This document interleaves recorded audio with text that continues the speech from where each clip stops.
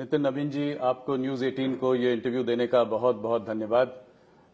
मैं भी आपको पहली बार इंटरव्यू कर रहा हूं, तो शुरुआत करते हैं कुछ। आपको देखकर भारतीय जनता पार्टी के अध्यक्ष नहीं, आप तो कोई युवा मोर्चा के और कोई युवा पार्टी के अध्यक्ष लगते हैं। तो आप जो है 45 साल की उम्र में भारतीय जनता पार्टी जैसे उसके अध्यक्ष बने। कैसे आपको पता चला, किस तरह की फीलिंग्स पहले आपको आई, किसने फोन करके बताया, कुछ इस बारे में बताएं।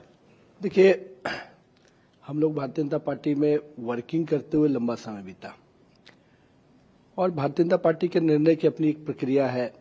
संगठन के कई कामों में हम लोग को मौका मिला, उस कारण से संगठन के कामों में पिछले 10-15 वर्षों से हम लोग वर्किंग में हैं। जहां तक जानकारी की बात है, ऑब्वियस बात है, संगठन और सरकार में हमारे नेता माननीय प्रधानमंत्री जी और माननीय राष्ट्रीय अध्यक्ष जी का ही पहला संवाद रहता है। और जब आया तो मैं क्षेत्र का एक बड़ा कार्यक्रम हम कर रहे थे, उस कार्यक्रम के दौरान ही वो सूचना मिली। तो एक बार खुद में पार्टी इतने बड़े निर्णय ले ली है तो अपने आप में थोड़ा सा चिंतन भी, थोड़ा बड़े निर्णय के बाद एक मन में चुनौती आती है। ये निर्णय, इतने बड़े निर्णय के साथ हम कितना अपने आप को आगे ले जा पाएंगे।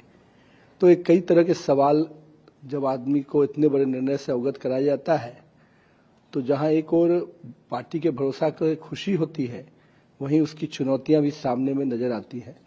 तो एक बड़ा ही मिश्रण कह सकते हैं कि उस समय का पहला जो रिएक्शन होता है बड़ा ही मिश्रित होता है। और जब मालूम हुआ तो मैं इतने बड़े टीम के साथ वहां पर था कि सबसे पहले तो उन लोग के साथ बातचीत करके पहले वहां से निकलना था। तो मुझे लगता है कि प्रधानमंत्री जी का संवाद और माननीय राष्ट्रीय अध्यक्ष जी का संवाद कहीं न कहीं खुशी और भरोसे को देखते हुए अच्छा लगा, लेकिन सेम टाइम में चुनौती भी सामने नजर आई। ये एक तरीके का बड़ा जनरेशनल शिफ्ट है भारतीय जनता पार्टी के लिए। आप काम करते हैं अपने से सीनियर लीडर से, मिनिस्टर्स हैं जो आपसे सीनियर हैं, तो क्या टिप्स दिया आपको प्रधानमंत्री और अमित भाई ने? देखिए, प्रधानमंत्री जी का जो पहला ट्वीट है वही उनका असेसमेंट है मेरे बारे में जी, और मैं मानता हूं कि वही मेरे लिए उनका रोड मैप या गाइडलाइन है भविष्य के आगे चलने के लिए। जब एक प्रधानमंत्री जी से मिलना हुआ, ऑब्वियसली उन्होंने सबसे पहले तो कहा कि स्वस्थ रहना जरूरी है। जिस प्रकार से प्रधानमंत्री जी खुद फिट रहते हैं, तो वो हमेशा प्रयास करते हैं कि उनकी टीम भी उस प्रकार से फिट होकर काम करे, क्योंकि काम करने के लिए जब बॉडी फिट होता है तो माइंड फिट रहता है जी। तो ये अपने आप में प्रधानमंत्री जी का जो पहला टिप्स रहता है। दूसरी जो चीजें रहती है कि एक गाइडलाइन, एक सीनियरिटी के नाते, एक अभिभावक के नाते, क्योंकि एक बड़े सवर में आप आए हैं तो उसकी कठिनाइयां, उसकी चुनौतियां, उसके जजमेंट के तरीके, कई ऐसी चीजें थी। और मुझे तो लगता है कि कोई एक दिन नहीं, हर दिन प्रधानमंत्री जी का जो गाइडलाइन है वो हम लोग को काम आता है। आपको स्टैब्लिश करने के लिए उन्होंने भी आपको बॉस कहा, अपना बॉस बताया। देखिए, यही भारतीय जनता पार्टी के संगठन की खूबसूरती है कि अध्यक्ष का पद सर्वोच्च होता है और उस परिपाटी से सभी कार्यकर्ता, चाहे वो प्रधानमंत्री भी क्यों न हो, अपने आप को उस अध्यक्ष के पद की गरिमा से जोड़ के देखते हैं। नितिन जी, बहुत सारे चैलेंजेस आए हैं, आएंगे, आते रहेंगे। आपने चुनौतियों की बात की, तो इस वक्त एक सबसे बड़ी चुनौती आई थी, जो है आप विमेन्स रिजर्वेशन बिल लेकर आए, पारित कराना चाहते थे, पर वो पारित न हो सका। देखिए, पारित न हो पाने का कसक हम लोग के लिए इसलिए है कि हम लोग आधी आबादी को, देश की माता बहनों को, माननीय प्रधानमंत्री जी के कार्यकाल को देखिए तो उन्होंने सुरक्षा, सम्मान, स्वाभिमान और अब हिस्सेदारी की बात की। तो इस 3 बड़े स्फेयर के बाद एक बड़ा मौका था उनको हिस्सेदारी देने का। लेकिन हम को दुख इस बात का है कि हम इस देश की माता बहनों को उसकी हिस्सेदारी समय पर नहीं दिला पाए। वो तो तय है, भारतीय जनता पार्टी जब जब संकल्प किया है, और मोदी जी की यूएसपी भी रही है कि उन्होंने किसी चीज को संकल्प किया है तो उसको पूरा किया है। हम सबकी इच्छा थी कि 2029 के चुनाव के पहले हम महिलाओं को एक बड़ा हिस्सेदारी में जोड़ पाए। और कहीं ना कहीं आज आधी आबादी को अगर हम इतने बड़े लोकसभा में इतने संख्या में, विधानसभा में इतनी संख्या में लाते हैं, तो एक सामान्य महिला का लीडरशिप इतनी बड़ी संख्या में जब निकल के आएगा तो निश्चित रूप से निर्णय की भूमिका में महिलाओं की प्राथमिकता नजर आएगी। लेकिन विपक्ष का दुर्भाग्य है कि उन्होंने अच्छी चीजों के लिए भी कभी सकारात्मक सोच नहीं। मोदी का विरोध करते करते वो लोग यहां तक पहुंच गए कि देश की आधी आबादी माता बहनों के विरोध में खड़े हो गए। तो ये टाइमिंग के बारे में कुछ बताएं, इस वक्त लायक क्यों? इलेक्शन के बाद भी आ सकता था।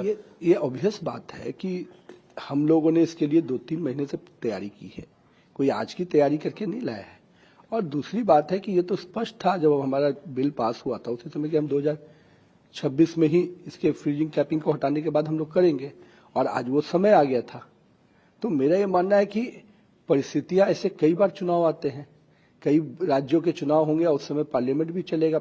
यूपी का चुनाव होता है उस समय, तो क्या पार्लियामेंट के डिसीजंस नहीं होंगे क्या? ये जो लोग हैं, कितने बार चुनाव प्रचार में राहुल गांधी जी और प्रियंका जी असम गई, पुडुचेरी गई, कितना गई? उससे ज्यादा तो कार्यक्रम मेरे प्रधानमंत्री जी, मेरे गृह मंत्री जी कर रहे हैं। तो अगर उनकी व्यस्तता नजर आती तब ना समझ में आता। वो तो केवल इसको टालना चाहते थे और विषय पे, एजेंडे पे भी डिबेट नहीं कर पा रहे थे। तो आपने तैयारी की बात की, तो ऑपोजिशन का कहना है कि कोई सलाह मशवरा नहीं किया, कोई उनसे विचार विमर्श नहीं किया, और इसको जो है सीधा ले आके उसको जल्दीबाजी में निकालने का वो। विपक्ष अपने अंतरात्मा से पूछे कि उनसे बातचीत हुई कि नहीं हुई, ये उनको बताना चाहिए। लेकिन मेरा ये मानना है, एक सरकार होने के नाते हमारी जो भूमिका है कि हम सबको लेके चले। हम हमेशा मानते हैं कि विपक्ष भी सरकार का अंग है और उसके साथ समन्वय करके काम करना निश्चित रूप से हमारी प्राथमिकता रहती है। तो पहले बातचीत की थी आपने? निश्चित रूप से उसके कई दौर के बातचीत जो होते हैं उसमें सारी पार्टियों से, कांग्रेस से, समाजवादी से। देखिए, जो प्रक्रियात्मक बातचीत होती है निश्चित रूप से प्रयास किया गया। अगर उनके मन में था कि इसकी क्रेडिट की जाए तो प्रधानमंत्री जी ने हाउस के फोरम से कहा कि हम आपके नाम का एडवर्टीजमेंट भी दे देंगे कि आपके ही सहयोग से हुआ। लेकिन उनको नाम से ज्यादा मोदी के विरोध में ध्यान रहता है। तो अपोजिशन का कहना यह है कि ये अगर आपको रिजर्वेशन देना है 33%, तो ये दे दीजिए, इसमें क्या दिक्कत है? जितनी सीट अभी है पार्लियामेंट में उसमें दे दीजिए, इसको रोक। इसमें सीट बढ़ाने और डिलिमिटेशन की बात कहां से आ गई? डिलिमिटेशन को लेके पहले आप है कि डिलिमिटेशन पर गृह मंत्री जी ने हाउस के फ्लोर पे कहा। ये डिलिमिटेशन किसका बनाया हुआ है? ये उन्हीं का बनाया हुआ चीज है। क्या उनको अपने बनाए हुए कानून पे भरोसा नहीं है? क्या उस कानून के, जब उन्होंने अपने समय में किया डिलिमिटेशन, क्या वो कानून के उन मापदंडों में कोई लूप होल था क्या? अगर लूप होल था तो आपने उस समय क्यों नहीं चेक किया? और आज हम कह रहे हैं कि आप ही के बनाए हुए डिलिमिटेशन से हम आगे बढ़ना चाहते हैं, और आज बढ़ते तो हमारी आधी आबादी को अधिक संख्या में हम हिस्सेदारी दे रहे थे। आज अगर हो जाता तो देश भर के सभी राज्यों में, और 800 से अधिक में, वो तो 33%, उसकी कितनी संख्या में महिलाएं आती। मेरा ये कहना है कि वो जो खेल खेल रहे हैं कि ऑब्वियसली ये अनुपात जब होता तो किसका परेशानी होती। आज हमने साउथ और नॉर्थ की जो खेल उन्होंने खेला, उसको भी प्रधानमंत्री और गृह मंत्री जी ने जितने बढ़िया से हाउस फोरम पे कहा कि आप आइए ना, हम अमेंडमेंट करके आपको और संतुष्ट करने को तैयार है। लेकिन उनका विषय संतुष्टि नहीं है, उनका नकारात्मक सोच है, और जिस सोच के साथ उन्होंने इतनी बड़ी संख्या में महिलाओं की हिस्सेदारी को रोका। उनका कहना यह है कि ऑपोजिशन और राहुल गांधी बार बार ये कह रहे हैं कि ये डिलिमिटेशन जो है, ये आप इलेक्शन कमीशन और एक रिटायर्ड सुप्रीम कोर्ट जज की कमेटी से जो आप लोग करेंगे, और ये जेरिमेंडरिंग जो है, ये कहीं ना कहीं वो शक की निगाह से देखते हैं कि कुछ सरकार ऐसा करेगी, इस तरीके से कंस्टिट्यूएंसीज को बांट लेगी। मेरा ये कहना है कि ये डिलिमिटेशन कानून किसने बनाया? हमने तो नहीं बनाया, आप ही के समय बना। और इस कानून के दायरे में जो चीजें आती हैं, इसके पूरे फॉर्मूला है, कोई इसमें चेंज नहीं कर सकता उसके। फिर वो, और ये पूरे हाउस में आने वाला था, इसमें ऑल पार्टी की कमेटी के मेंबर होते हैं, हर संसदीय क्षेत्र में कमेटी होती है। ये कहीं कोई ऐसा फॉर्मूला नहीं है जो पहले नहीं बना है। पीछे अगर डिलिमिटेशन है तो मैं तो पूछता हूं कि ये आप ही के बनाए हुए कानून पे आपको क्यों सवाल है? तो अब आगे क्या होगा? आगे हम लोग बढ़ेंगे, निश्चित रूप से समय आने दीजिए। एक बार सेंसस होगा तो फिर आगे भी हम लोग बढ़ेंगे। तो इसके बाद सेंसस होगा, उसके बाद जो है डिलिमिटेशन होगा। इस पर आपकी क्या प्रक्रिया रहेगी? ऑब्वियसली जो प्रक्रिया के साथ अब जाना पड़ेगा। हम लोग सोचे थे कि ये समय रहते होगा तो हम समय डिलिमिटेशन भी करेंगे, सबको एक प्रॉपर प्रोपोर्शनेट में जो हक मिलना चाहिए वो भी देंगे, और कहीं ना कहीं महिलाओं का जो अधिकार है वो समय पे मिल जाएगा। जो 50% ज्यादा सीट देने की बात थी ऐसे राज्यों को जहां पर आबादी कम बढ़ी है, तो उनको ये नहीं मिल पाएगा? नहीं, अभी ऐसा कुछ हम नहीं कर सकते। तो सेंसस होने के बाद जो उसके पॉपुलेशन के साइज आते हैं और उसके बाद उस अनुपात पर निश्चित, लेकिन ये परिस्थिति किसने पैदा किया? ये परिस्थिति जिस बात की आप चर्चा करी, किसने पैदा किया?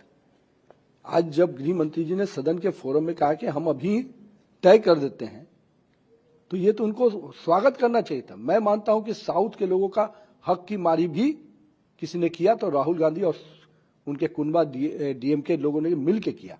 आज साउथ को परेशानी में डालने का काम किसी ने किया है तो वही राहुल गांधी ने किया है।